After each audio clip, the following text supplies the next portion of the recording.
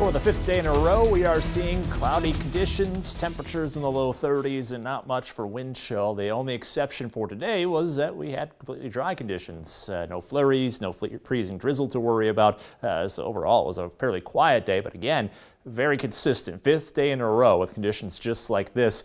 This is a far cry from a year ago, however. The high temperature on this date a year ago, minus 13. We then had that record-setting minus 31 for a low temperature heading into the 31st, and then got back to a balmy minus 2 heading into the afternoon on January 31st. And this was the peak of the cold, as the entire week was spent at times below zero with single-digit values during the daytime until we got to the end of the week. That's when we did see values just like this. So far cry from where we were just about a year ago. We saw wind chills down into the minus 50 range, and this was all part of a nearly 60-hour stretch spent below zero. So that started up on the 29th, and then we didn't get back above zero until we got to February 1st. In fact, just comparing tonight's forecast to what we had as of last year, we'll be nearly 60 degrees warmer than a year ago going into tomorrow morning. So a remarkable change, and it's going to feel just a little brisk tonight, but not as cold as where we were last year.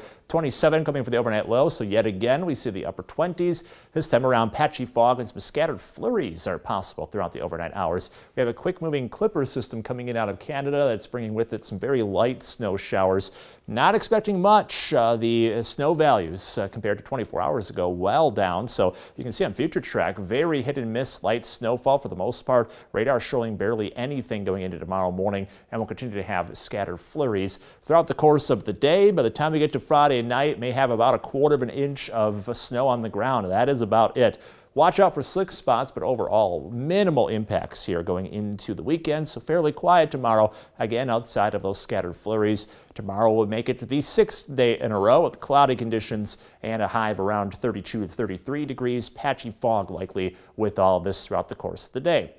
We get into the weekend, that's when we do see things changing on up. You note on the temperature forecast, we start to warm up on Saturday, then a warm front comes roaring in by Sunday, and we should get back into the 40s before sunset. You can see the temperatures reflected here down into the 30s, but look at St. Louis up to the 50s. So that kind of warmth will be sliding in for the weekend, resulting in a big change in not only the temperature but conditions as well. Saturday similar to earlier on in the week, but we may get some hints of sunshine. Sundays of the day, however, bright sunny sky, temperatures about 10 degrees warmer up into the middle 40s, very spring-like in time for Groundhog Day. However, a sunny day would mean the groundhog sees its shadow. That means 6 more weeks of winter, and we do have wintry weather on the way despite what the groundhog says.